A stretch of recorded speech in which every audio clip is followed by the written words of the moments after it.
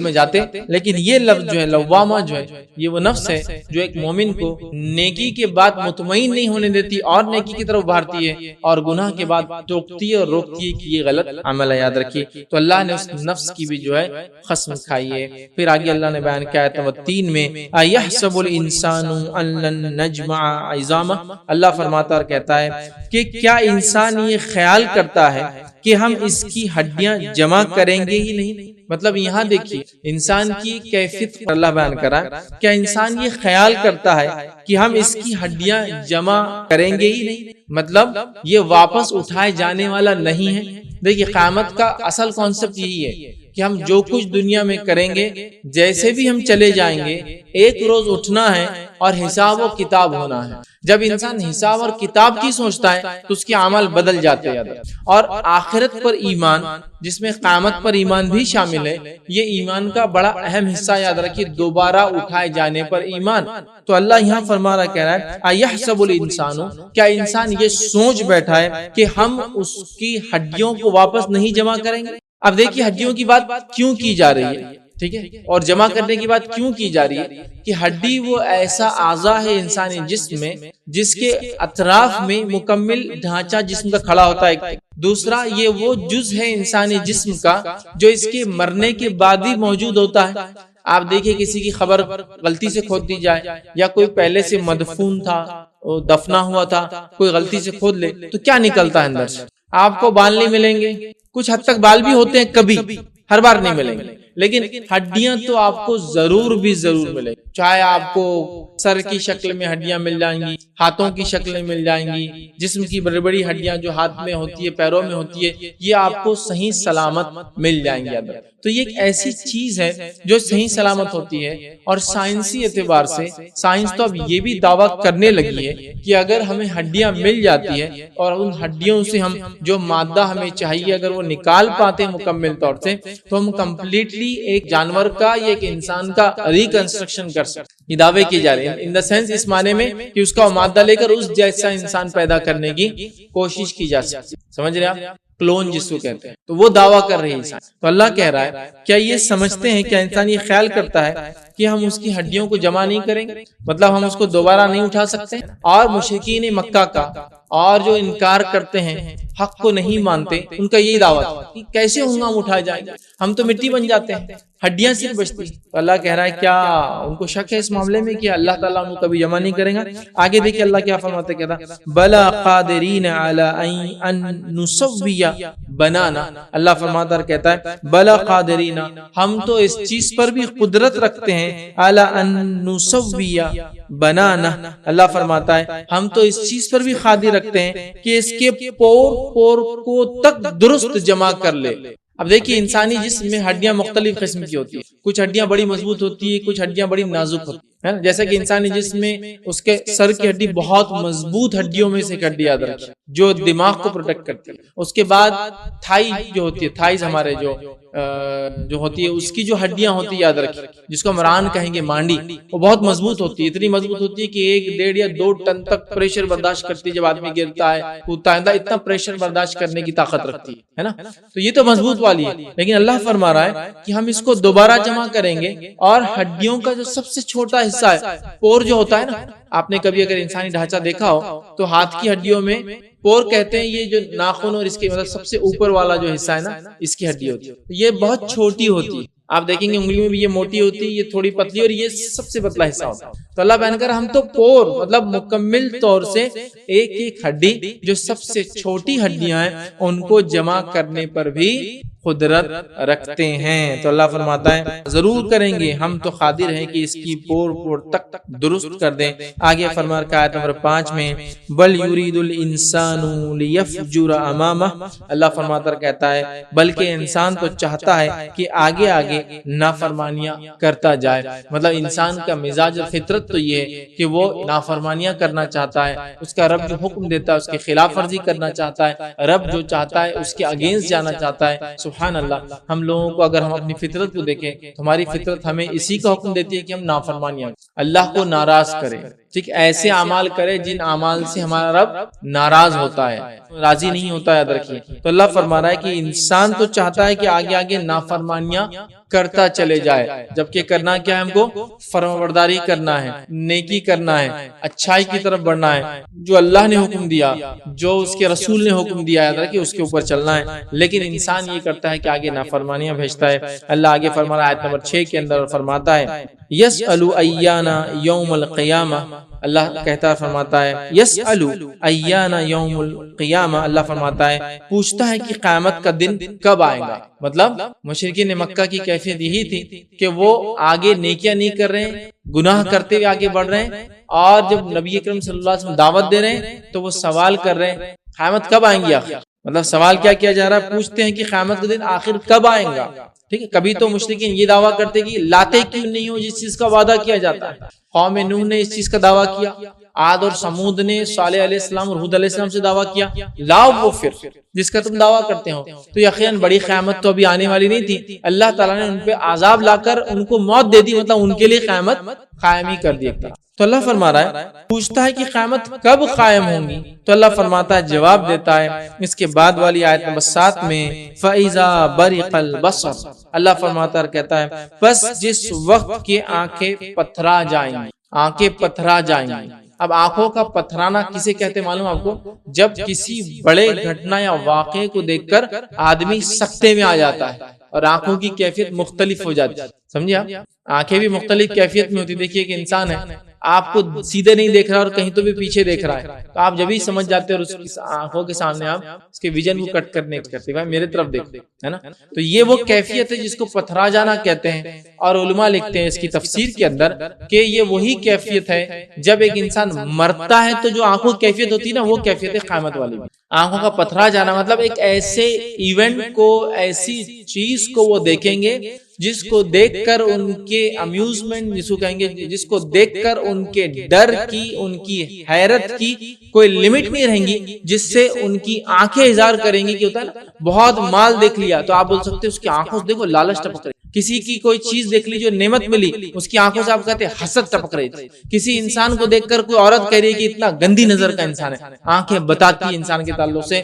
تو قیامت ایک ایسی چیز ہے، اتنی خطرناک انہونی گھٹنا ہے کہ آنکھیں پتھرا جائیں گی۔ یہ وہ کیفیت ہے جو موت کے وقت علماء لکھتے ہیں انسان کے ساتھ ہوتی ہے، یہ آتی ہے۔ آگے اللہ فرماتا ہے اور کہتا ہے آیت نمبر 8 میں، پہلا یہ کہ آنکھیں پتھرا جائیں گی، دوسرا فرمایا وَخَسَفَ الْقَمَرُ، اور چاند بے نور ہو جائیں گا، اور چاند بے نور ہو جائیں گا۔ ویسے تو چاند کو اللہ تعالیٰ ہمیں بتانے کے لیے وقتاً فوقتاً سال کے حصے میں دنیا میں کہیں نہ کہیں بے نور کرتا رہتا ہے، تاکہ ہم دیکھ لیں کہ چاند جو ایک روشنی کا ریفلیکشن دیتا ہے، نور ہے، ٹھیک ہے، منیر ہے اس کی روشنی، تو وہ یاد رکھیے کبھی کبھار ایسا ہوتا ہے، لیکن قیامت کے وقت وہ ہمیشہ کے لیے بے نور ہو جائیں گا، جس سے ہم یہ بھی سمجھ سکتے ہیں کہ سورج کی کیفیت کیا ہو جائیں گا، اس لیے کہ ہم جانتے ہیں چاند کی خود کی روشنی نہیں ہوتی ہے، سورج کی روشنی جو ہے چاند پر پڑتی ہے، اور وہ روشنی کو وہ ریفلیکٹ کرتا ہے ہم پر، جب خاص طور سے رات ہو جاتی ہے تو ہم محسوس کرتے ہیں۔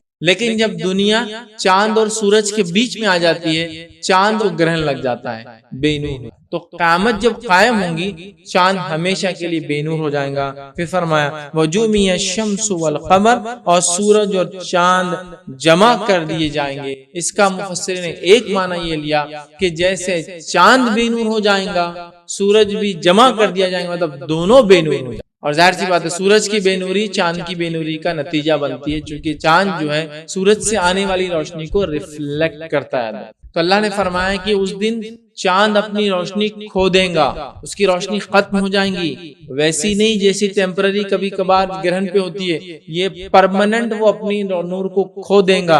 اور اللہ نے فرمایا اور سورج کو بھی ہم جمع کر دیں گے، اللہ نے وَجُمِعَ الشَّمْسُ وَالْقَمَرُ، اور سورج اور چاند جمع ہو جائیں گے، مطلب جیسا چاند بے نور تھا سورج بھی جمع ہو جائے گا، وہ بھی بے نور ہو جائیں گا۔ آپ اندازہ لگائیے جو سورج ہے جو اتنا بڑا ہے، یاد رکھیے آنکھ کا ایک گولا ہے، اور کتنے بلین ایئر سے سائنسی اعتبار سے بتایا تھا 5 بلین ایئر سے وہ دہک رہا ہے اور اس کے اندر بہت طاقت ہے، اتنی طاقت ہے کہ اس کے اندر کبھی کبھار آتش فشاں جیسے ابلتا ہے نا تو کچھ آتش فشاں پھٹتے ہیں، مطلب وہ ہوتا ہے. اور جب ایک چھوٹا موٹا بھی جو ہے ایک آتش فشاں اندر پھٹتا ہے تو اس کے اندر جو طاقت اور توانائی ریلیز ہوتی ہے، بتایا جاتا ہے کہ 10,000 ایٹامک بم سے زیادہ ایک وقت میں صرف طاقت ریلیز ہوتی ہے جب اس میں ایک ابال آتا ہے. اتنی طاقت رکھتا ہے، اتنا اس کے اندر جس کو کہیں گے آگ ہے، لیکن یہ بجھ جائے گا، یہ ختم ہو جائے گا.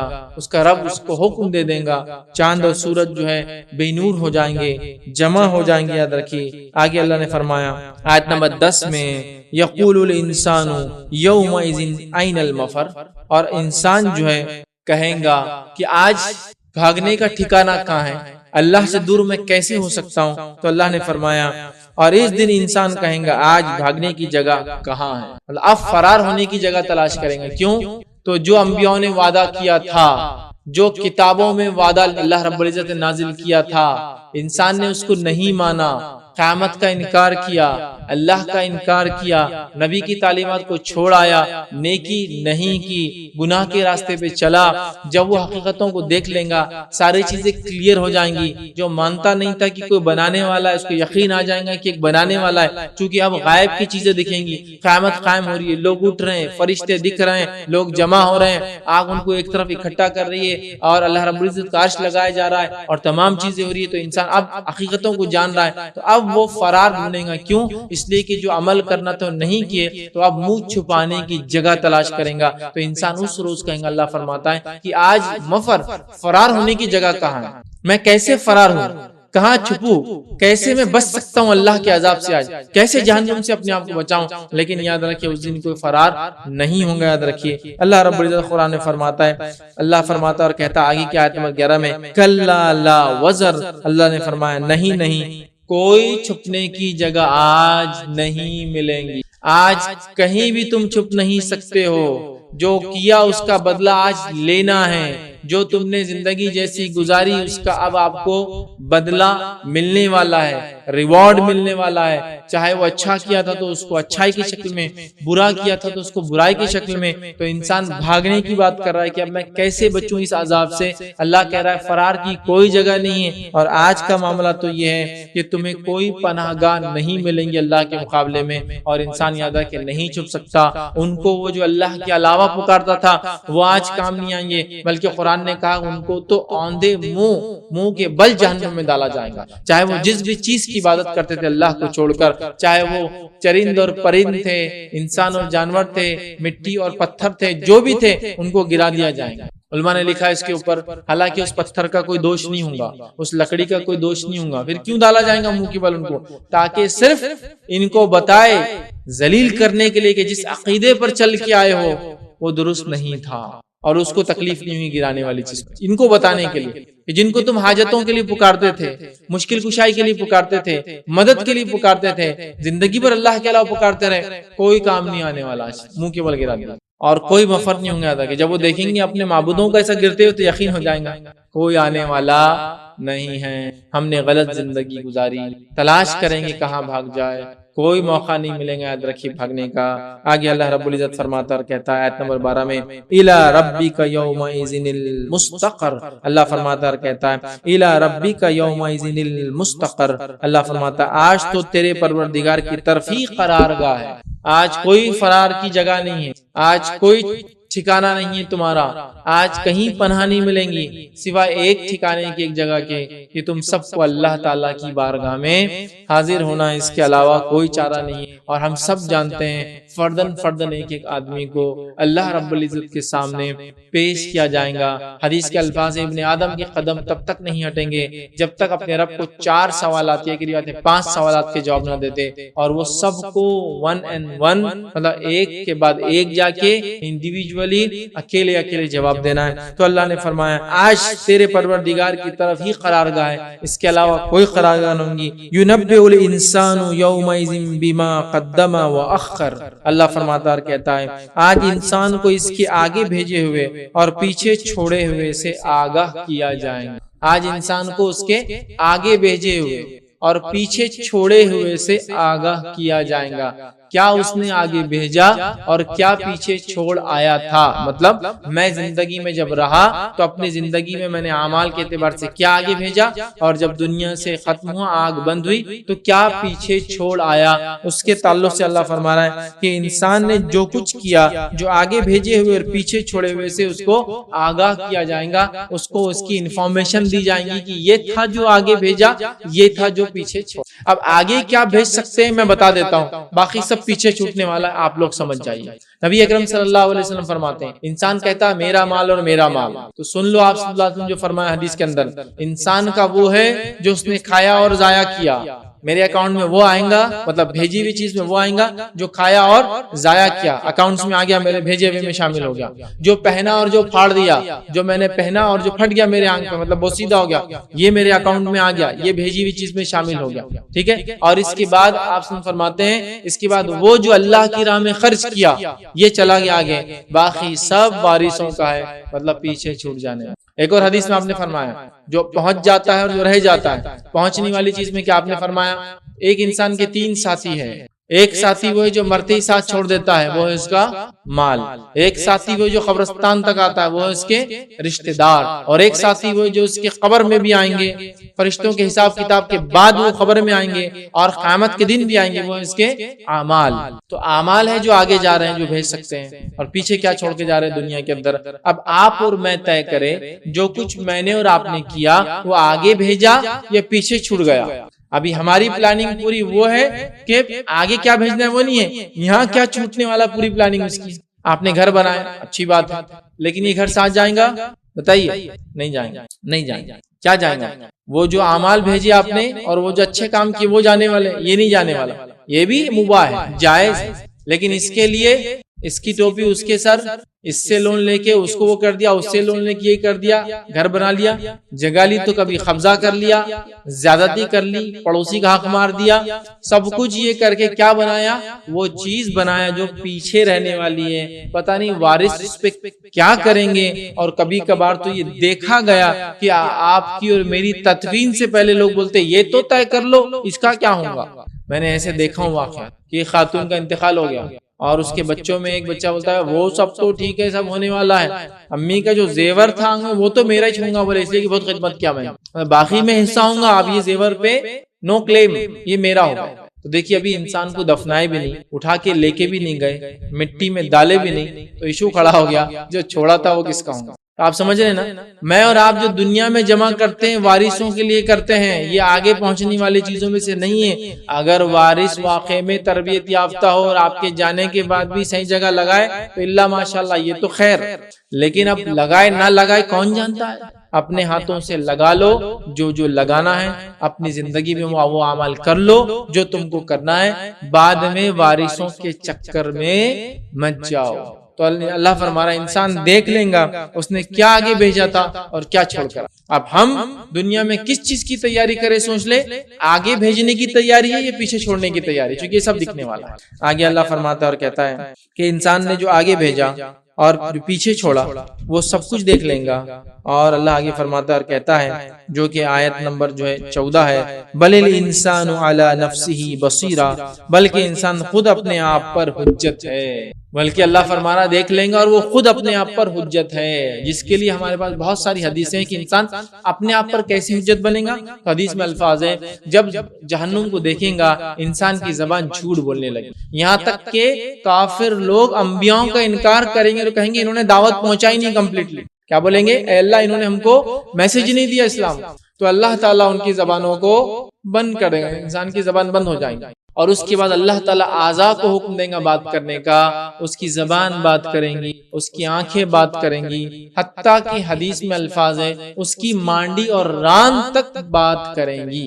حالانکہ سینسز کے اعتبار سے ایک تو فیل آتا ہے ہم کو ہاتھوں سے, کانوں سے سنتے ہیں, آنکھوں سے دیکھتے ہیں, ناک سے سنگتے ہیں, منہ سے چکھتے ہیں, یہ سینسز ہے ہمارے جس سے ہم وہ کرتے ہیں. ٹھیک ہے, آنکھ ہے, ناک ہے, اس کے بعد کان ہے, منہ ہے, ہاتھ ہے, یہ تمام ہے سینس ہے. تو اس کو بولتے ہیں 5 سینسز انسان کے, اور 6 سینس بولتے ہیں نا عام طور سے انگلش, مطلب وہ کہ مجھے ایسا لگ رہا ہوگا, جو کہ یہ سینس ہے نہیں لیکن کچھ ہونے والا, سمجھ رہا. تو 5 یہ سینس ہے. ٹھیک ہے, ان کے علاوہ بھی بات ہوں گی, یہاں تک کہ ران بھی گواہی, مانڈی بھی گواہی. تو اللہ فرما رہا ہے انسان خود اپنے اوپر گواہ ہوگا، اپنے اوپر وہ بنے گا، مطلب اس نے دیکھ لیں گا کیا چھوڑایا تھا، کیا بھیجا تھا، اور اللہ فرماتا ہے بلکہ انسان خود اپنے آپ پر حجت بنے گا۔ آگے فرمایا آیت نمبر 15 میں وَلَوْ أَلْقَى مَعَاذِيرَهُ، اللہ فرماتا ہے اگرچہ کتنے ہی بہانے پیش کرے، انسان کتنے ہی بہانے پیش کرے وہ خود اپنے آپ پر گواہ بننے والا ہے۔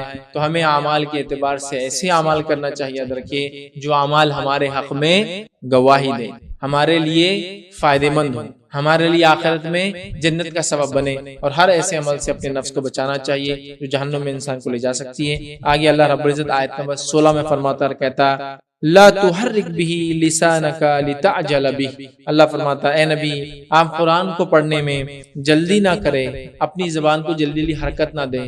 یہ واقعہ اس لیے بیان کیا، مفسرین لکھتے ہیں کہ نبی اکرم صلی اللہ علیہ وسلم جب قرآن نازل ہوتا اور جبرائیل علیہ السلام آپ کو سناتے تو نبی اکرم صلی اللہ علیہ وسلم اس در سے کہیں آپ بھول نہ جائے، قرآن کو تھوڑا جلدی جلدی پڑھتے، مطلب جبرائیل علیہ السلام سناتے اور آپ فوراً پڑھنا شروع کرتے۔ تو اللہ رب العزت نے تسلی دی کہ نبی اپنی زبان کو آپ جلدی جلدی حرکت نہ دے، ٹھیک ہے، اس کی آپ کو ضرورت نہیں ہے۔ کیوں؟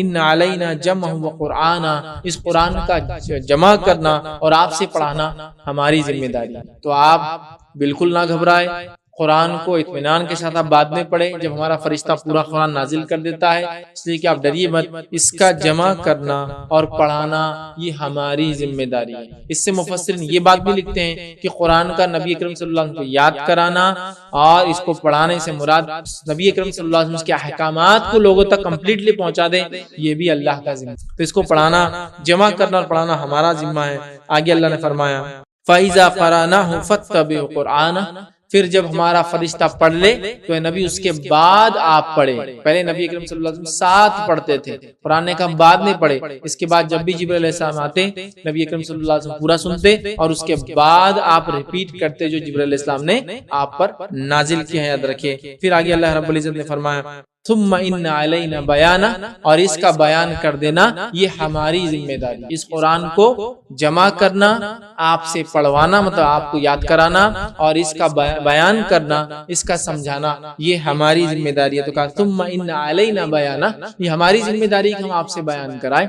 اس سے ایک بات اور پتہ چلتی، یاد رکھیے کہ نبی اکرم صلی اللہ علیہ وسلم یہ ذات ہے جو قرآن کو بیان کریں گے، اس کی وضاحت کریں گے، اور یہ اللہ کا ذمہ تھا کہ اپنے نبی کے ذریعے ہم تک اس قرآن کو بیان کروا دے کہ اس کے حرام اور حلال، واضح چیزیں یا متشابہ چیزوں کو وضاحت کر دینا، یا چیزوں کی وضاحت کرنا، یا احکامات دینا، حلال حرام سمجھانا، یہ اللہ کا ذمہ تھا کہ اپنے نبی سے ہم تک پہنچا دے۔ اس سے علماء یہ بھی لکھتے ہیں کہ نبی اکرم صلی اللہ علیہ وسلم کی زندگی کو بھی اللہ نے اسی لیے محفوظ کیا تاکہ وہ قرآن کی تفسیر چونکہ اس میں ہو، تو احادیث بھی اسی طرح اہمیت رکھتی، یاد رکھیے جیسا قرآن اہمیت، اس لیے کہ اس کے بغیر ہم قرآن کو بھی سمجھ نہیں سکتے۔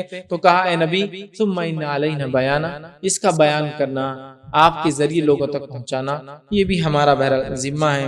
اللہ آگے فرماتا اور کہتا ہے آیت نمبر 20 میں کلا بل تحبون العاجلہ، اللہ فرماتا اور کہتا ہے کہ پھر اس کی وضاحت کر دینا ہماری ذمہ داری ہے، نہیں تم جلدی ملنے والی دنیا کی محبت رکھتے ہو، جو چیز بالکل عجلت والی ہے، جلد والی ہے، جلدی ملنے والی ہے، تم اس چیز کی محبت دل میں رکھتے ہو۔ قیامت کا آنا حق ہے، اللہ نے بتا دیا، حساب و کتاب ہونا ہے، اللہ نے بتا دیا، اعمال جو بھیجے گئے اور جو چھوڑایا وہ وضاحت ہونے والی ہے، انسان اپنے معاملات پر خود گواہ بننے والا ہے، انسان ہڈی کا ایک ایک چھوٹا پارٹ جڑا کر انسان کو واپس جمع کرنے والا ہے، وضاحت مکمل ہو گئی۔ اب اللہ فرما رہا ہے تم تو دنیا میں جو چیز جلدی ملتی ہے وہ چکر میں ہو، بالکل اجلت سے جو چیز ملتی ہے تم وہ چکر میں لگے ہو، اور کیا ملتا ہے ہمیں؟ جو چیز جلدی ملتی ہے ہم کو جو ریزلٹ دکھتا ہے، مثال کے طور پر اگر میں یہاں مالدار ہوگا تو مجھے لگتا بس میرا بیڑا تو پار ہو گیا، لیکن کیا دنیا میں مالدار ہونا آخرت میں کامیاب ہونے کی دلیل ہے؟ یہ میں ہرگز یہ نہیں کہہ رہا ہوں، اور شریعت بھی یہ نہیں کہتی کہ مالدار لوگ کامیاب نہیں، لیکن سوال یہ کیا دنیا میں مال ہونا، خوبصورتی ہونا، اولاد ہونا، مطلب بہت لڑکے تھے مجھے، بڑا خاندان تھا میرا، یا خوب زمینات ہونا اور سونے اور چاندی کے پہاڑ ہونا، کیا یہ آخرت میں کامیابی کی دلیل ہے؟ اگر دنیا میں صحیح استعمال ہوا تو انشاءاللہ اللہ کے فضل کے بعد یہ آخرت میں کامیابی کی دلیل ہے، لیکن اگر ان کا استعمال صحیح نہیں ہوا تو یہ دنیا میں بھی ناکامی کی دلیل ہے، اور مرنے کے بعد تو بڑی ناکامی کی دلیل ہے۔ تو اللہ فرما رہا ہے انسان تو جو جلدی ریزلٹ ملتا ہے وہ چکر میں ہے، اور واقعہ میں ہم لوگوں کا چکر یہی ہے، ہم لوگوں کو کیا چاہیے؟ جو جلدی ملتا ہے، اب قیامت ہوں گی، موت آئیں گی، پھر دیکھا جائے گا۔ ابھی کیا مل رہا ہے؟ پیسہ، تو رشوت لے لو، ابھی مل رہا ہے نا، مرنے کے بعد جو ہوگا دیکھا جائے۔ ابھی کہاں موت آئی ہوئی، پھر توبہ کے دروازے تو کھلے ہی ہے نا انشاءاللہ۔ پھر حج کا موقع تو ہے ہی نا اپنے پاس، بس جو ابھی مل رہا ہے اس کے چکر میں ہم لگے۔ اگر انسان آخرت پہ نظر رکھے نا تو دنیا کے بہت سارے معاملات تو یوں ہی سدھر جائیں گے۔ اگر ایک مسلمان آخرت پہ نظر رکھے نا تو دنیا کے بہت سارے معاملات کی اصلاح یوں ہی ہو جائیں گے میری رب کی، چونکہ آخرت پر ایمان یہ رزلٹ ہے، رزلٹ نتیجہ، اور نتیجے کا جب انسان کو پتا ہو کہ اچھے کام سے اچھا نتیجہ ہوگا، برے کام سے برا نتیجہ، تو اس کی زندگی الگ ہوگی، بہت الگ زندگی گزارے گا انسان۔ ہر کام میں یہ سوچیں گا کہ ٹھیک ہے میں اگر یہ لے لوں گا تو اس سے مجھے رشوت دے لوں گا تو اس سے پیسہ جلدی آ جائے گا، لیکن آخرت پہ اس کا امپیکٹ بہت خطرناک ہے، نہیں میں نہیں لے سمجھ رہا۔ تو انسان دیکھیے دو ہی ایسٹ ڈیولپ کر سکتا، ایک یا تو دنیا کے ایسٹ کریں گے تو آخرت کے ایسٹ۔ اگر آپ بول سکتے ہیں دنیا میں مالدار لوگ گزرے نا جنت میں وہ بھی جائیں گے، ہاں جائیں گے، لیکن وہ ایسٹ ایکچولی مال یہاں جمع نہیں کی، وہاں کے لیے کی انہوں نے، وہ بھی تو یہاں کے ہوتے یا وہاں کے ہوتے، دونوں نہیں ہو سکتے۔ یاد رکھ، سمجھ بات، یہ بات بڑی اہم ہے، یاد رکھیے سمجھنے کی۔ آپ نے کیا ڈیولپ کیا دنیا میں، کیا چیز آپ نے کی، ٹھیک، کوئی دونوں میں سے ایک چیز ہوں گی، یاد رکھ۔ ہم دیکھتے ہیں جب دنیا میں لوگ دو نمبر معاملہ کرتے ہیں شرعی اعتبار سے، تو یہ ایک ایسٹ ڈیولپ کر دنیا کا، آخرت کا ایسٹ چلا جاتا ہے۔ زندگی میں بیوی اطاعت گزار نہیں ہوتی، نافرمان ہو جاتی ہے، بچے جو ہے بگڑ جاتے ہیں، خرافات بدعت میں برائی میں ملوث ہو جاتے ہیں، اس کے بعد ان کی زندگیاں وہ ہو جاتی ہے، اور باقی معاملات آپ خود نظر سے دیکھ سکتے ہیں کہ میرے معاملات میں گڑبڑ ہو رہی ہے۔ معلوم سلف صالحین کا حال یہ تھا کہ اگر کوئی بھی ایک چیز گڑبڑ ہوتی دن میں تو فوراً سوچتے کہ آج اعمال کے اعتبار سے کیا ہوا غلط، یہ ان کی سوچ۔ جانور نے بات نہیں مانی، آج یہ نقصان ہوگا تو فوراً کیا میرے سے غلطی ہوئی، کہ زکوٰۃ دینے میں تو پرابلم نہیں ہو، کوئی عمل میں رب کو ناراض تو نہیں کر دے جو یہ ہوا آج میرے سے، یہ ان کا معاملہ تھا۔ ہمارا معاملہ بہت الٹ ہو گیا۔ تو یہاں اللہ رب العزت فرما رہا ہے تم تو جو جلدی نتیجہ ملنے والی دنیا کے چکر میں ہو، اور آگے اللہ رب العزت پھر فرماتا ہے اور کہتا ہے وَتَذَرُونَ الْآخِرَةَ، اور آخرت کو چھوڑ بیٹھے ہو۔ دنیا سے محبت ایسی کی تم نے کہ آخرت کو تم بھلا بیٹھے ہو، حرام حلال کی تمیز چھوڑ چکے ہو، صحیح اور غلط کی تمیز چھوڑ چکے ہو، حق اور باطل کی تمیز چھوڑ چکے ہو، اپنی منمانی اور اللہ کی رضا کے مطابق کام کرنا اس معاملے کو چھوڑ چکے، مطلب اپنی منمانی اختیار کر چکے اور اللہ کی رضا چھوڑ چکے۔ تو اللہ فرما رہا ہے تم تو آخرت کو چھوڑ بیٹھے۔ واقع میں یاد رکھیے یہ آیت تو آئی تھی ابتدائی دور میں، یہ انسانیت سے خطاب کر رہی تھی، اس زمانے میں صحابہ بھی اس کو سن رہے تھے اور مشرک مکہ بھی اس کو سن رہے تھے، لیکن یہ ہمارے لیے کہ ہم آخرت کو چھوڑ۔ آج زندگی کا کون سا ایسا عمل ہے جو میں بتاؤں گا جو آخرت کے لیے میں نے چھوڑا؟ یہ عمل میں نے نہیں کیا صرف اس وجہ سے کہ میں اللہ سے ڈرتا ہوں اور آخرت میں مجھے کیا بدلہ ملے گا، تو میں نے آج یہ عمل ہم کو زندگی میں اگر اپنے آپ کو ہم دیکھیں اور کھنگالے اپنے اعمال، تو ہم کو کہیں بھی ایسا عمل نہیں ملے گا اللہ ماشاءاللہ، میں الزام تو نہیں ڈال سکتا، لیکن یہ حالت ایسے چند اعمال ملیں گے جو شاید اللہ کے لیے ہم نے چھوڑے اور آخرت بدلا صحیح نہیں۔ ہم تو ہمارا معاملہ یہ بعد میں دیکھا جائے گا، ابھی توبہ کر لیں گے، ابھی تو بیوی بچوں کا مسئلہ ہے، ابھی تو بچوں کا یہ چل رہا تھا، پیسوں کی ضرورت ہے تو ابھی چلنے دو جو چل رہا ہے، ارے لیکن کسی کا حق مار لیا تم نے، بعد میں توبہ کر لیں گے نا، واپس لوٹا دیں گے نا بعد میں اس کا حق، لیکن اگر وہ دنیا سے چلا جائے وہ آدمی، بعد میں آپ کو نہ ملے تو کیا کرو گے؟ ٹھیک، تو اللہ فرما رہا ہے تم دنیا کی زندگی سے محبت کرتے ہو، آخرت کو تم لوگ جو ہے چھوڑ بیٹھے ہو، بھلا چکے ہو۔ آگے فرمایا آیت نمبر 22 میں وجوہ یومئذ ناظرہ، اللہ فرماتا اور کہتا ہے اس روز بہت سے چہرے تر و تازہ اور جو بار رونق ہو۔ اب مومنوں کی کیفیت بیان کی جا رہی ہے، قیامت قائم ہو گئی، انسان جس نے آخرت کو ترجیح دی اب وہ اللہ رب العزت کو اپنے رب کو دیکھیں گا، اور جس روز مومنوں کے چہرے تر و تازہ ہوں گے اور رونق والے ہوں گے، الی ربہا ناظرہ، اپنے رب کی طرف دیکھ رہے۔ یہ مومنوں کا معاملہ ہے، مومن جو اپنے رب کو دیکھیں گے، اور کب دیکھیں گے ہم سب جانتے ہیں، ایک لمبے وقفے کے بعد، حساب و کتاب ہونے کے بعد، جنت میں جانے کے بعد۔ جنت میں لوگ بازاروں میں جائیں گے، جنت میں بازار جمعرات کے دن لگیں گے، لوگ ان بازاروں میں جائیں گے، خرید و فروخت کریں گے، حالانکہ ان کو اس چیز کی ضرورت نہیں ہوں گی، اور اس کے بعد لوگ ایک دوسرے ڈسکس کریں گے اور کہیں گے اتنی نعمتیں تھی اللہ تعالیٰ نے دے دی، یہ دے دیا، یہ دے دیا، یہ دے دیا، سب کچھ ہو گیا، اب کیا ہے جو نعمت باقی جو مانگے، ڈیمانڈ کیا کرے، ہر چیز ڈیمانڈ جو کرتے ہیں سوچتے چیز مل جاتی ہے۔ اس کے بعد وہ کہیں گے کہ کچھ نہ کچھ تو ہوگا، ہم بلاتے ہیں، وہ اپنے علماء کو بلائیں گے جو ان سے کہیں گے کہ ایک نعمت ابھی اللہ تعالیٰ نے جو ابھی نہیں دی وہ ابھی باقی ہے، یاد ہے، اور وہ نعمت کیا ہوگی؟ وہ یہ نعمت ہوگی کہ وہ علماء کہیں گے جب لوگ کچھ نہیں، وہ کیا باقی ہے، تو کہیں گے اللہ کا دیدار ابھی باقی۔ پھر مومن ڈیمانڈ کریں گے کہ اللہ تیرا دیدار ہم کو کر، اور نبی اکرم صلی اللہ علیہ وسلم کی کئی روایتیں بہرحال جس سے ہم کو پتہ قرآن کی آیتیں بھی ہیں کہ اللہ رب العزت کا دیدار ہی سب سے بڑی حقیقت ہے دنیا کی، جس کو یہ مل گیا اس کو سب کچھ مل گیا۔ اور مشرکین کو سب سے بڑا عذاب جو جہنم میں ملے گا وہ جہنم کی آنکھ سے بڑا عذاب یہ ہوگا، وہ اپنے بنانے والے کو کبھی نہیں دیکھ گا۔ تو سب سے عظیم نعمت ایک مومن کو جو ملیں گی وہ صرف اور صرف اپنے رب کو دیکھنا، دیدار ہوگا۔ اور کافروں کو سب سے بڑی اذیت یہ ہوگی، کبھی دیکھ نہیں پائیں گے کہ ان کا خالق کون تھا، ان کا کریٹر کون تھا، ان کا مالک کون تھا، ان کا پالنہار کون تھا، کس نے۔ یہ سب سے بڑا عذاب ہے اور سب سے بڑی نعمت۔ تو اللہ کا دیدار سب سے بڑی نعمت ہے جو مومن بھول جائیں گے، چونکہ بڑے خوش ہوں گے، جنت دیکھ لیں گے اور ساری چیزیں ہوں گی، لیکن پھر وہ طے کریں گے، ڈسکس کریں گے کیا باقی مانگنا، کہا جائے گا یہ باقی تھا جو تم نے اب تک نہیں مانگا، اور پھر وہ دیدار کے لیے ڈیمانڈ کریں گے۔ اللہ رب العزت اپنا دیدار کروائیں گا، اور دیدار میں یاد رکھیے ہم اللہ تعالیٰ کو دیکھیں گے۔ نبی اکرم صلی اللہ علیہ وسلم جب یہ بات بیان کی، صحابہ نے کہا کیا ہم واقعی میں یہ آنکھوں سے؟ تو کہا یہ آنکھوں سے، مطلب جنت میں وہ پھر سے آئیں گے، ہاں ہم وہ آنکھوں سے اللہ تعالیٰ کو دیکھیں گے، لیکن یاد رکھیے اس کا ادراک تو نہیں کر پائیں گے، لیکن دیکھیں گے۔ حدیث میں الفاظ ہیں، نبی اکرم صلی اللہ علیہ وسلم فرمایا تم ایسے اللہ کو دیکھو گے جیسے 14ویں کے چاند کو دیکھتے ہو، دیکھو گے، لیکن 14ویں کے چاند کو ہم دیکھ سکتے، اس کا ادراک نہیں کر سکتے۔ ادراک سمجھتے ہیں نا، احاطہ نہیں کر سکتے کتنا بڑا ہے چاند، لیکن دیکھ سکتے ہیں، لیکن کتنا بڑا ہے، کتنا چوڑا ہے نا، کیسی، کچھ نہیں کر، لیکن دیکھ تو سکتے ہیں۔ یہ تو موقع ہے، تو دیکھ سکتے ہیں، یاد رکھیے۔ دنیا کی آنکھوں سے تو ہم دیکھ ہی نہیں سکتے، یاد رکھیے۔ جب مرنے کے بعد اٹھیں گے اللہ آنکھوں میں وہ چیز دیں گے، یاد رکھیے، اس لیے کہ موسیٰ علیہ السلام نے دنیا میں ڈیمانڈ کیا، نہیں دیکھ پا، ہے نا۔ اللہ نے کہا کہ موسیٰ ضد کر رہے ہو، وہ اس پہاڑ کو دیکھ لو۔ جب وہ پہاڑ کو موسیٰ علیہ السلام نے دیکھا، اس پہ اللہ کی تجلی آئی، وہ ختم راکھ ہو گیا، تو موسیٰ علیہ السلام بے ہوش ہو گئے، توبہ کی اللہ تعالیٰ سے کہ میں نے صحیح چیز ڈیمانڈ نہیں کی تھی، ضد کی تھی آپ سے، ٹھیک ہے، تو نہیں دیکھ پاتے، لیکن جنت میں ہم دیکھ اللہ تعالیٰ، ٹھیک ہے۔ تو اللہ تعالیٰ فرما رہا ہے کہ اس دن بہت سارے چہرے تر و تازہ ہوں گے، اس لیے کہ ان کو اللہ نے نعمتوں سے نوازا ہوں گا، اور جہنمیوں کے چہرے یاد رکھیے کالے ہوں گے، تر و تازہ نورانی نہیں ہوں گے، اس لیے کہ جہنم میں دھواں ہے جس کی وجہ سے چہرے ان کے کالے ہو جائیں گے، ٹھیک ہے۔ تو یہاں اللہ نے فرمایا کہ اپنے رب کی طرف دیکھتے ہوں گے، اس کے بعد فرمایا وجوہ یومئذ باسرہ، اللہ فرماتا ہے اور کتنے چہرے اس دن جو ہے بے رونق ہوں گے اور جو ہے اداس ہوں گے، کتنے چہرے اس دن بے رونق ہوں گے۔ تو مومنوں کے چہرے نور والے ہوں گے، ٹھیک ہے، اور وہ لوگ جو اللہ پر ایمان نہیں لائے، اس کا انکار کرتے ہیں، ان کے چہرے بے رونق ہو جائیں گے، اور اس کے ساتھ ساتھ اداس ہوں گے، پریشان ہوں گے، کہ ان کو جہنم کی سزا کے ساتھ ساتھ یہ چیز بھی پتہ چل جائیں گی کہ کبھی ان کے رب کا دیدار نہیں ہوگا۔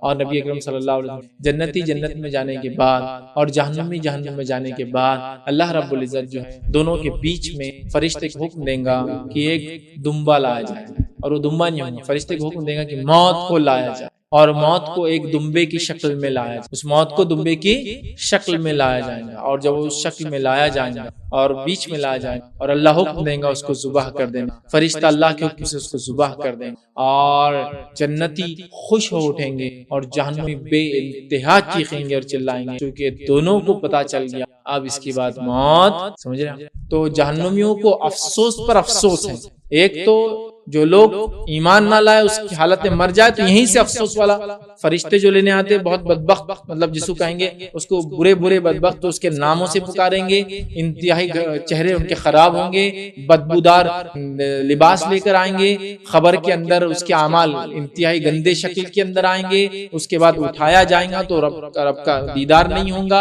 اٹھایا جائیں گا تو الگ صفوں میں لگا کے حساب کتاب کر کے جہنم میں پھینک دیا جائے گا، جہنم میں پھینکنے کے بعد اس کو یقین ہو جائے گا رب کا کبھی دیدار نہیں ہوگا، وہاں موت کو لا کر ذبح کر دیا جائے گا، اس کی تکلیف ہے، جہنم کے اندر آگ، دھواں اور مختلف گناہ جو کر کے اس کے عذابات ہیں، تو ان کے لیے صرف اور صرف اداسی ہے، پریشانی ہے اور برا حال ہے۔ تو اللہ نے فرمایا اس روز جو ہے بہت سارے چہرے ایسے ہوں گے جو اداس ہوں گے اور بے نور ہوں گے، بے رونق ہوں گے۔ اللہ فرماتا کہتا ہے سمجھتے ہوں گے کہ ان کے ساتھ کمر توڑنے والا معاملہ کیا جائے گا، اب سمجھ بھی جائیں گے کہ اب کمر توڑنے والا معاملہ مطلب بہت ہی برا حال، محاورہ بولتے نا کمر توڑ عذاب، کمر توڑ سزا، مطلب بہت ہی خطرناک جس کے اندر انسان بیکار ہو جاتا ہے۔ تو اب سمجھ چکے ہوں گے جن کے چہرے بے نور ہوں گے کہ کمر توڑ معاملہ تمہارے ساتھ ہونے والا ہے۔ پھر اللہ نے فرمایا اور کہا کلا اذا بلغت التراقی، اور اللہ نے فرمایا نہیں جب روح جو ہے ہنسلی تک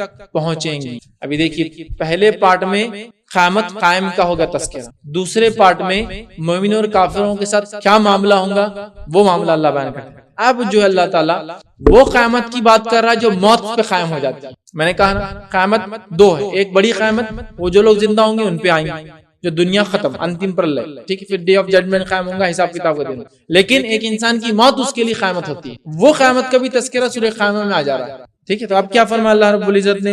نہیں جب روح ہنسلی تک پہنچ جائیں گی. یاد رکھیے، ٹھیک ہے. اب ہنسلی تک پہنچنے سے کیا مراد ہے کہ روح کا نکلنا اور ایک ہڈی جو کاندھوں کے بیچ میں گردن سے نیچے ہوتی ہے، دونوں شولڈرز کے بیچ میں، اور گردن جہاں شروع ہوتی ہے اور باڈی ختم ہوتی ہے وہاں ایک ہڈی ہوتی ہے. تو اللہ فرما رہا ہے نہیں جب روح جو ہے ہنسلی تک پہنچ جائیں گی، گلے تک آ جائیں. ٹھیک، پھر اللہ فرماتا ہے، کہتا ہے وقیل من راق، اور کہا جائیں گا کہ کوئی جھاڑ پھونک کرنے والا ہے.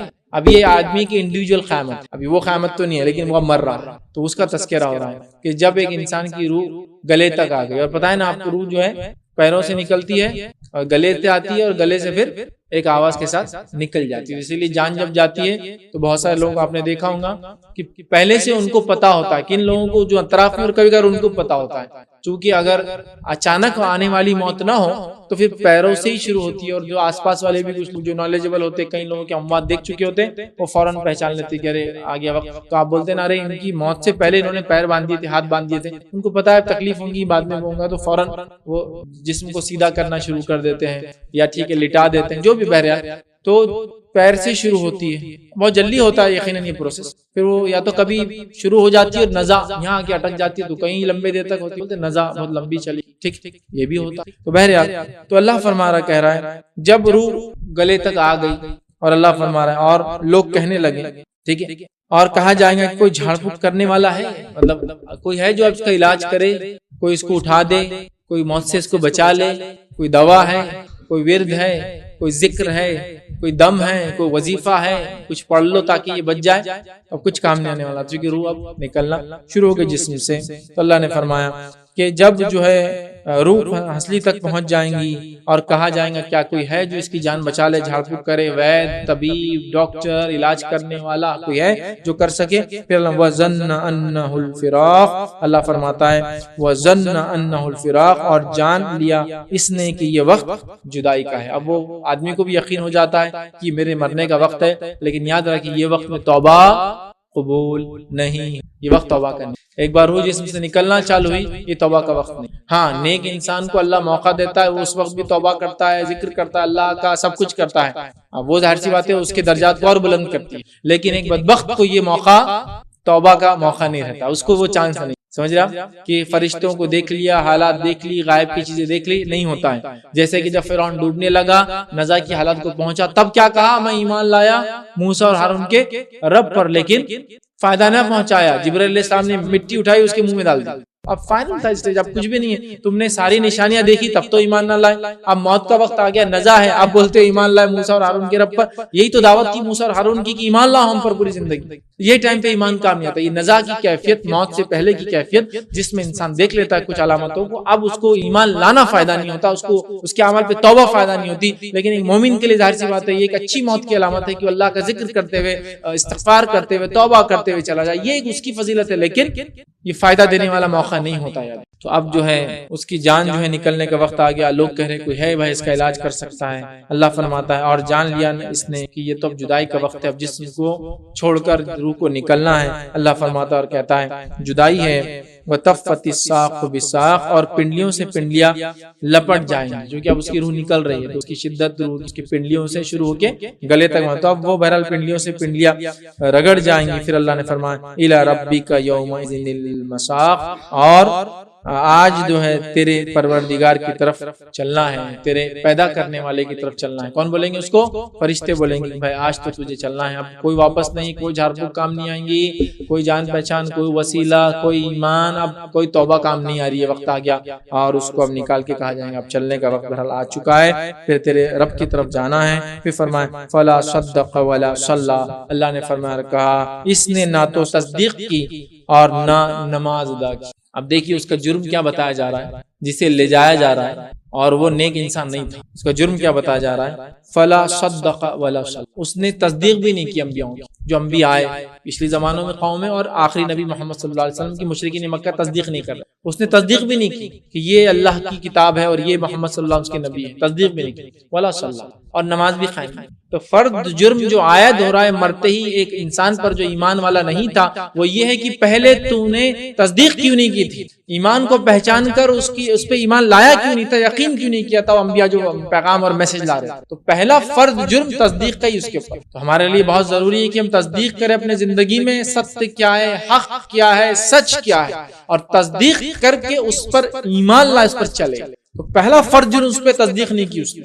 آپ کچھ بہت سارے مسلمان کہہ سکتے ہیں ہم تو ایمان والے ہیں نا، پھر دوسرا آیت ہے ولا صلی، اور نماز قائم ہے۔ اسی لیے علماء لکھتے ہیں کہ جو ایمان لائے اور نماز نہ پڑھے، یا ایمان والا ہونے کا دعویٰ کرے اور نماز نہ پڑھے، تو علماء لکھتے ہیں اس کے باقی کوئی اعمال قبول نہیں۔ معلوم آپ کو روزہ بھی قبول نہیں ہوتا، حج بھی قبول نہیں ہوتا، اور باقی صدقہ بھی قبول نہیں ہوتا، اور خیرات بھی قبول نہیں ہوتی، کوئی نہیں کی۔ کیوں؟ اس لیے کہ ایمان کے بعد سب سے اہم چیز نماز ہے، اگر یہ نہیں ہے تو باقی علماء لکھتے قبول ہی نہیں ہوگا۔ یہاں بھی دیکھیے اللہ نے کیا فرمایا، جو عمل اس کو فرض سب سے پہلے پوچھا جا رہا ہے وہ کیا ہے، اس نے نہ تو تصدیق کی، فلا صدق ولا صلی، تصدیق بھی نہیں کی، نماز بھی قائم نہیں۔ تو یہ بڑی اہم چیز ہے کہ ہم حق کی تصدیق کریں اور کیا قائم کریں، نماز کو قائم کریں۔ موقع نہیں، نماز کی فضیلت، اس کو قائم کرنا، قائم کرنے کی اہمیت، اس کا ثواب، فرض نماز کا ثواب، موقعہ کا ثواب، سنت کا ثواب، نفل نمازوں کا ثواب، اور اتنی چیزیں اتنی زیادہ ہے کہ میں بیان نہیں کر سکتا ہوں۔ عصر کی نماز کے تعلق سے کہ جس شخص کو عصر کی نماز چھوڑنے کا غم بتا دیا جائے کہ عصر کی نماز چھوڑنے سے کیا غم ہوتا ہے، کیا تکلیف قیامت کے دن، تو عصر کی نماز چھوڑنے کی تکلیف اگر بتا دی جائے، جو غم اس کو قیامت کے دن ہوگا، حضرت جو عصر کی نماز چھوڑا تھا وہ یہ ہوگا، اتنا غم ہوگا جیسے کہ اس کے پورے رشتہ دار مر گئے اور پورا مال اس کا لٹ گیا، ایک ہی ساتھ خبر آئی سب رشتہ دار مر گئے اور پورا مال لٹ گیا، اتنا غم ہوگا ایک عصر کی نماز، حدیث کے الفاظ۔ تو یہ خالی فرض نماز نہ پڑھنے کا نتیجہ ہے، خالی ابھی تو پڑھ لیے تو کیا اجر ہے،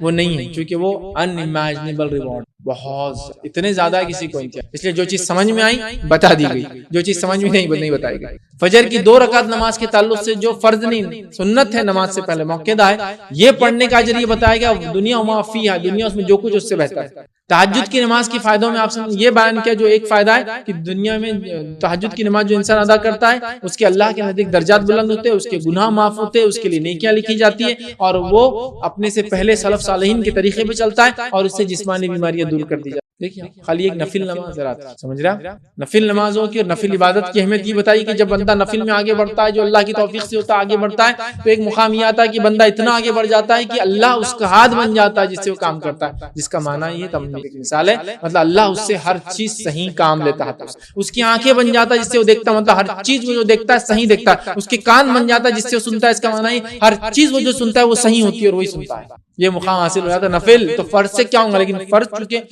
علماء لکھتے ہیں بہت ساری جگہ جیسے عذاب کا تذکرہ، تو کہیں تو عذاب بتائے گا جہنم، کئی جگہ عذاب بتائے نہیں گئے، کیا کہا کہ عذاب علیمہ، عذاب عظیمہ، یہ بتا کے چھوڑ دیا گیا، عذاب شدیدہ، بہت سخت عذاب، بہت بڑا عذاب، بہت دردناک عذاب، شدید عذاب، یہ کہہ کے چھوڑ دیا گیا۔ اور کچھ جگہ ڈیفائن کیا، پیتل کے ناخن آئیں گے، یہ کریں گا، یہ کھائیں گا، خون پیئیں گا، پیئیں گا، تو وہ عذاب جو عظیم شدید علیم کہہ کے چھوڑ دیے گئے، وہ عذاب علماء لکھتے جو ہمارے سمجھ میں نہیں آئیں گے، بلکہ اللہ نے اسے اس کی انٹینسٹی بتا کے چھوڑ، سمجھ نہیں سکتے۔ تو ویسے نیکیوں میں بھی بہت ساری نیکیاں ایسی جو ہم سمجھ نہیں سکتے بلکہ ڈیفائنڈ نہیں ہے، لیکن ہم اس کے نفل سے اس کے فرض کا اندازہ لگا لیں، سمجھ رہا۔ تو بہرحال اللہ نے فرمایا نہ اس نے تصدیق کیا، ایمان لایا، نہ نماز پڑھی۔ پھر فرمایا آگے آیت نمبر 32 کے اندر وَلَكِنْ كَذَّبَ وَتَوَلَّى، اور جھٹلایا اور روگردانی کر دی، مطلب جھٹلایا اور پلٹ کر چلا گیا۔ ایک تو انکار کر دیا کہ تم نبی نہیں ہو، نعوذ باللہ، یہ کتاب اللہ کی نہیں ہے، انبیاء جب آئے تھے اور آج کے دور میں پیدا ہونے والے حق کو جانتے ہوئے انکار کریں، تو اللہ نے فرمایا بلکہ جھٹلایا اور روگردانی کی، منہ موڑ کے چلا گیا۔ پھر فرمایا ثم ذهب الى اهله يتمتع، پھر اپنے گھر والوں کے پاس اتراتا ہوا گیا۔ مطلب ایک تو جھٹلایا، تکبر کے ساتھ منہ پھیر کے گیا اور اتراتا وہ اپنے گھر والوں کی طرف گیا. کچھ علماء لکھتے ہیں اس سے کچھ مخصوص کافروں کے سردار تھے جن کے نام بھی تفسیر میں آتے ہیں, میں نے بہرحال وہ نہیں رکھے, لیکن اس سے مراد ہم یہ لے سکتے ہیں کہ حق کا انکار کیا, حق سے روگردانی کیا, حق کے سامنے جو اپنے آپ کو جو ہے بڑا سمجھا, حق کو جھٹلایا اور اکڑ کر چلا, مطلب بالکل اتراتا ہوا کیا ہے کچھ نہیں ہے, یہ سب حق یہی ہے جو میرے پاس ہے, یہ انبیاء نے جو لائی جو کتابیں ہیں یہ سب کچھ بھی حق نہیں, اور اتراتا ہوا اپنے گھر والوں کی طرف گیا. اللہ فرماتا آگے اولا لک فاولا, افسوس ہے تجھ پر, حسرت ہے تجھ پر. اللہ ایسے انسان پر افسوس کر رہا جس کو عقل دی, سمجھ دی, اچھے برے کا علم دیا اور اس کے بعد وہ اپنے بنانے والے کو نہیں پہچان سکا. یا پھر مشرکین مکہ جو ہے نبی اکرم صلی اللہ علیہ وسلم کو دیکھ چکی 40 سالہ زندگی, پھر بھی آپ پر ایمان نہیں لا رہے ہیں. ٹھیک ہے, افسوس ہے تجھ پر, حسرت ہے. ٹھیک ہے, پھر آگے فرمایا ثم اولا لک فاولا, پھر دہرایا وائے ہے, خرابی ہے تیرے لیے, افسوس ہے, افسوس ہے, خرابی ہے اور افسوس ہے تیرے لیے. اللہ نے فرمایا, اس کے بعد فرمایا آیت نمبر جو ہے 36 کے اندر اللہ نے فرمایا کہا ایحسب الانسان ان یترک سدی. اللہ فرماتا ہے کیا انسان یہ سمجھتا ہے کہ اسے بیکار چھوڑ دیا جائے گا؟ مطلب انسان دنیا میں آیا ہے تو صبح یا اچھے برے کی تمیز نہیں دی جائیں گی, انسان دنیا میں آیا ہے تو حلال حرام اس کو نہیں بتایا جائے گا, انسان دنیا میں آیا ہے تو کچھ کام کرو کچھ کام نہ کرو کیا یہ کہا نہیں جائیں گا؟ ایسا سوچتا ہے انسان, مطلب یوں ہی دنیا بنا کے اس کو چھوڑ دیا؟ نہیں, ایسا نہیں ہے. دنیا میں آئے تو کوئی پرٹیکولر کام کے لیے آئے, وہ کام ہے کہ اللہ کی عبادت کرنا, اور اس کا ایک طریقہ ہے سب سے پہلے ایمان لانا, پھر اس کے ہر دور میں جو لوگ گزرے ان کے انبیاء کے طریقے عبادت کرنا. ہم لوگوں کے لیے چونکہ ہم آخری نبی کی امتی ہے تو قرآن پر ایمان لانا اور آخری نبی محمد صلی اللہ علیہ وسلم کے طریقے پہ چلنا, یہ ہمارے لیے ضروری. تو انسان کیا یہ سوچتا ہے کہ پیدا کیا گیا اور یوں ہی چھوڑ دیا جائے گا, مطلب کوئی اس کے لیے کام نہیں دنیا میں کرنے کی؟ نہیں, وہ ایک مقصد سے پیدا کیا گیا, اس کے لیے دنیا میں کچھ کام ہے پرٹیکولر کرنا ہے. تو کیا انسان یہ سمجھتا ہے کہ بیکار چھوڑ دیا جائے گا؟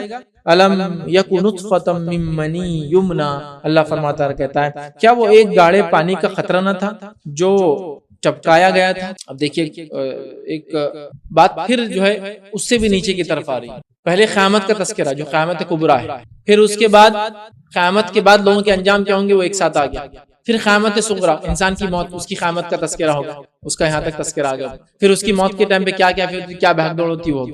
اب انسان کی تخلیق کی کیفیت بیان کی جائے کہ تو یہ بھی موت والی کیفیت, یہ اس کی سٹارٹ ہو رہی موت والی کیفیت ہے, وہ مردہ ہوتا ہے اس کے بعد اللہ اسے زندگی دے ہے نا. ہم پہلے مردہ تھے پھر اللہ نے ہم کو زندہ کیا, پھر ایک بار اور مریں گے دنیا میں, پھر ایک بار زندہ کریں. پہلے مردہ تھے پانی کی شکل, پھر زندگی ملی دنیا میں ابھی جی رہے, پھر مریں گے سیکنڈ موت ہے, پھر اٹھا جائیں گے دوسری زندگی. تو 2 موت اور 2 زندگیاں ہیں, سمجھ رہے ہیں؟ تو اللہ رب العزت فرما رہا ہے انسان کو ہڈیوں کا تذکرہ ہو گیا. اب فرما رہا ہے کیا تم نے یہ نہیں دیکھا اپنے آپ کو کہ تمہیں پانی کا خطرہ تھے, صرف منی کا ایک خطرہ تھے, تم اپنی تخلیق کو دیکھو. کیوں کہ اگر تم پہلی پیدائش کو دیکھو گے تو دوبارہ اٹھائے جانے پہ کبھی انکار نہیں کرو. سمجھا؟ کسی چیز کو اگر بنانا مشکل ہے تو وہ کب ہے, پہلی بار یا دوسری بار؟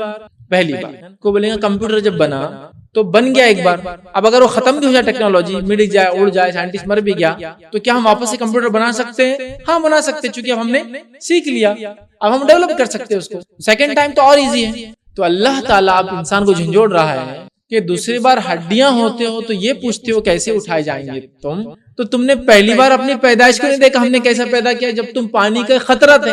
ابھی تو حال یہ کہ انسان دعویٰ کر رہا ہے کہ ہمیں اگر مخصوص جانوروں کی ہڈیاں مل جائے اور اس میں کروموزومز کے پورے سیٹ مل جائے تو ہم تو واپس بنا دیں گے جی, ڈی این اے ہم بنا کے اس کو پورا بنا دیتے, ہم پھر جانوروں کو کھڑا کر دیتے, بیچ میں چین میں تھوڑا بہت جو غائب ہو جا رہا ہے اس کے ڈی این اے ڈال کے ہم اس کو بنا لیتے. انسان یہ بات, تو اللہ کہہ رہا ہے تم کو اس پہ تعجب ہے, تم اپنی پیدائش کو دیکھو, فرسٹ ٹائم تم وجود میں کیسے آئے, اگر وہ تم سمجھ جاؤ گے تو سیکنڈ ٹائم اٹھنے پہ کبھی انکار نہیں. اور یہی وجہ ہے کہ قرآن نے انسانی پیدائش کو مختلف مرحلوں کو بہت ڈیٹیل میں تذکرہ کیا کہ کیوں کہ جب ایک بار پیدائش پر ایمان لاؤ گے نا تو دوبارہ اٹھنے پہ کبھی انکار نہیں کرو, ایمان لاؤں گے. تو اللہ فرما رہا ہے تم تو اپنے آپ کو دیکھو, تم تو پانی کا خطرہ تھے, اگر انکار کرتے ہو آخرت کا تو اپنے آپ کو دیکھو. نطفہ تھے, ٹھیک ہے, خطرہ تھے تم. ثم کان علقۃ فخلق فسوى, پھر اللہ نے فرمایا پھر وہ لہو کا لوتھڑا ہو گیا, پھر اللہ نے اسے پیدا کیا اور درست, پھر وہ خون کا ایک جمے ہوئے خون کا حصہ بن گیا. انسان کی پیدائش کا ایک اور معنی جمع ہوا خون بن گیا, اور پھر اللہ نے اسے پیدا کیا اور درست بنا, پھر اس کو پیدا کیا اور درست بنا دے. دیکھیے آپ انسانی جسم دیکھیے, اس کے سسٹمز دیکھیے, کتنی سوفسٹیکیٹڈ اس کی باڈی ہوتی ہے. آج ہم اتنا سب کچھ دعویٰ کرنے کے بعد بھی انسانی جسم میں نئے آرگنس ابھی بھی مل رہے ہیں. بالکل حال میں کل میں نے ایک ویڈیو دیکھا کہ فلاں ایک آرگن ابھی ملا, ناک کے اندر ایک سوراخ رہتا, یہ عام سوراخ سے ہٹ کر ابھی ملا, کبھی ہم نے ریسرچ نہیں کی ایسا بھی. تو ایک نئی چیز یہ آرگن یہ سیکریٹ کرتا، ایک نیا لکوڈ، ایک مادہ کتنا ہے، مطلب آپ اندازہ لگائیے. ہمارے صرف اگر دماغ کا لے لیں ہم، صرف ایک جو سب سے ایک باڈی پارٹ میں بہت سوفسٹیکیٹڈ پارٹ ہے، ٹھیک ہے، تو اس کے اندر مختلف کیمیکلز سے یہ چلتا ہے. کیمیکل سے الیکٹرک کرنٹ پیدا ہوتا ہے بہت تھوڑا سا، اور وہ الیکٹرک کرنٹ ٹریول کرتے ہیں، اور جس سے آئیڈیاز، سوچ، فکر، خیالات، پتہ نہیں کیا کیا چلتا ہے. دیکھا آپ نے دماغ جو کام کرتا ہے، اس میں لکوڈ ہوتے ہیں، امبیلنس ہو جائے تو آدمی پاگل بولتے ہیں. ایسے بیلنس وے میں رہے اور اپنا کام کرتے رہتے، وہ الگ الگ مختلف ریاکشن کرتے ہیں، الیکٹرک کرنٹ جنریٹ ہوتا، ہر پلس جو جاتی ہے وہ ایک الگ کام کرا رہی ہے. سمجھ رہے ہیں؟ تو کتنی عجیب چیز ہے نا. تو اگر انسان اپنے جسم کو دیکھے، وہ یونیک شاہکار ہے اپنے آپ. تو اللہ نے اس کو پیدا کیا اور اس کو درست بنا دیا، جیسا حق تھا اس کو ویسا بنا دیا. یاد رکھیے. پھر اللہ رب العزت نے آگے فرمایا فَجَعَلَ مِنْهُ الزَّوْجَيْنِ الذَّكَرَ وَالْأُنثَى. اللہ نے آگے فرمایا پھر اس نے جوڑے یعنی نر اور مادہ بنا. مطلب اسی کے ذریعے انسان آگے بڑھتا ہے، یا جانوروں کی نسلیں آگے بڑھتی ہے نر اور مادہ سے. تو ہم نے انسان کو پیدا کیا، صحیح سلامت پیدا کیا، پھر ان میں جوڑے بنا دی نر اور مادہ، تاکہ یہ اور پروکریٹ کرے، ان کی نسلیں اور آگے چلے. یاد رکھیے. پھر آگے فرمایا کہا آیت نمبر 40 میں أَلَيْسَ ذَلِكَ بِقَادِرٍ عَلَىٰ أَن يُحْيِيَ الْمَوْتَىٰ. کیا اللہ تعالیٰ اس امر پر قادر نہیں کہ مردے کو زندہ کر دے؟ یہ آخری آیت. کہ اللہ تعالیٰ اتنا اب تم نے سمجھ گئے، اس کے بعد کیا اللہ تعالیٰ کو تم یہ نہیں مانتے ہو کہ قادر ہے تمہیں موت کے بعد پھر زندہ کر دے؟ اس لیے کہ تم کو پہلی بار پیدا کیا تو وہ بھی تک موت کی کیفیت تھی اور پانی کے تھے، تب پیدا کیا، تو کیا دوسری بار ناممکن ہے؟ تو کیا تم ابھی بھی نہیں مانتے ہو کہ اللہ تعالیٰ اس چیز پر قادر ہے کہ وہ تمہیں پھر زندہ کرے؟ تو دیکھیے سورہ قیامہ کا ایکچوئل میسج یہ تھا کہ ہم نے تم کو پیدا کیا، اچھے اعمال کر کے آؤ، ہم تم کو دوبارہ اٹھائیں. اور اگر شک ہے تو شک کے جوابات بھی پورے. ہڈیاں بن جاؤں گے تو کیسے اٹھاؤں گے؟ پانی سے پیدا ہوئے تو ہڈیوں سے پیدا کرنا ممکن نہیں ہے، مطلب ناممکن نہیں ہے ہمارے لیے. قیامت کا معاملہ ہو تو تم سوچ رہے ہو قیامت تو واقعی آنے والی ہے، دیکھا جائے گا. ارے تمہاری موت بھی تو قیامت ہے، اس کی کیفیت دیکھ لو. اصل قیامت کبریٰ جو آئیں گی، تمہاری موت بھی تو قیامت ہے، وہ دیکھ لو. تو یہ کنکلوژن یہ تھا، اللہ نے کہا کہ اللہ تعالیٰ اس امر پر قادر نہیں ہے کہ مرنے کے بعد زندہ کرے. مطلب کہ اللہ اس پر قادر نہیں ہے، تو ہاں ہم کہتے ہیں اللہ اس پر یقیناً قادر ہے کہ ہم کو مرنے کے بعد زندہ کرے. اور جہنم میں تو لوگ مریں گے نہیں، اور کتنے بار بس ان کی کیفیتیں بدل کے پھر وہی زندگی کی صحت والی حالات میں آئیں گے، پھر عذاب بھگتیں گے، پھر صحت والی حالات میں آئیں گے، پھر عذاب بھگتیں گے، پھر صحت والی حالات. مطلب جیسے تھے ویسے ہوں گے، پھر عذاب ملیں گے، جل جائیں گے، جھلس جائیں گے، پھر جیسے تھے ویسے. تو اللہ ہر چیز پر قادر ہے، وہ کچھ بھی کر سکتا ہے. یاد رکھیے وہ قدرت تک ہر چیز پر. تو ہاں اللہ ہمیں دوبارہ اٹھا جائے گا. اور اگر میں اور آپ یہ مانتے اللہ مجھے اور آپ کو دوبارہ اٹھانا ہے، اگر یہ مانتے ہیں تو پھر یہ چیز کو ہم مان لے کہ ہمیں صحیح اعمال کرنا ہے جب تک زندہ. اور اگر ہم یہ نہیں مانتے اللہ دوبارہ اٹھانے والا ہے، یا اس پر ایمان کمزور ہے، یا دیکھا جائے گا والا معاملہ ہے، پھر زندگی میں منمانی کرے. اس کے بعد پھر جو ہونے والا ہے وہ ہم جانتے ہیں. جو اپنی منمانی کر کے زندگی جئیں گا اس کو آخرت میں جہنم ملے گی، اور جو اللہ اور اس کے نبی صلی اللہ علیہ وسلم کے طریقے پہ چلیں گے، اس کی رضا کے مطابق چلیں گے، وہ آخرت میں نعمتوں میں. تو بہرحال اللہ آخر فرماتا ہے کہ اللہ تعالیٰ اس پر قادر نہیں کہ تمہیں دوبارہ اٹھائے. یقیناً اللہ قادر ہے کہ ہمیں دوبارہ اٹھائے. انسان کو جھنجھوڑا جا رہا ہے کہ دیکھو ہم تمہیں دوبارہ اٹھانے والے ہیں. اچھے اعمال کر کے آنا، انبیاء کی تصدیق کر کے آنا، آخری نبی صلی اللہ علیہ وسلم کی تصدیق کر کے آنا، قرآن کے مطابق چل کر آنا. جس چیز سے میں نے اپنے نبی کے ذریعے بتایا کہ میں راضی ہوتا ہوں وہ اعمال کر کے آنا. جن چیزوں سے میں نے اپنی ناراضگی کا اظہار کیا، جن کو حرام قرار دیا، جن چیزوں سے منع کیا، وہ نہ کر کے آنا، تو یقیناً تم کامیاب رہو گے. اور اگر اس پر ایمان ہے کہ دوبارہ اٹھنے والے ہو تو یاد رکھ لو تمہارے اعمال کے اعتبار سے ہی پھر تمہارے ساتھ معاملہ ہونے، تو اچھے اعمال کر کے آنا. یہ میسج تھا سورہ قیامہ کا کہ ہم لوگ جو اچھے اعمال کریں. آخرت پر قیامت پر اگر ہمارا ایمان ہے تو ہمیں چاہیے کہ اچھے اعمال کرے، اس لیے کہ دوبارہ اٹھنا ہے مرنے کے بعد، اور اللہ کے سامنے حاضر ہونا ہے، اور اپنے کیے کا ہمیں بدلہ دیا جانے والا ہے. میں اپنی بات کو بہرحال یہیں ختم کروں گا. اللہ رب العزت سے آخر میں دعا ہے کہ اللہ سبحانہ تعالیٰ جو کچھ کہا سنا گیا اس میں توفیق عطا فرمائے. ہم تمام کو حقیقی معنوں میں ایمان لانے کا جیسا حق ہے ویسا ایمان لانے والا بنائے. اللہ سبحانہ تعالیٰ ہم سے خوب نیک اعمال کرنے کی توفیق دے، اور ہمارے اعمال کو قبول کرے. جب تک ہمیں زندہ رکھے، ایمان اور اسلام پر زندہ رکھے، خاتمہ ہمارا ایمان پر ہو. وآخر دعوانا الحمدللہ رب العالمین.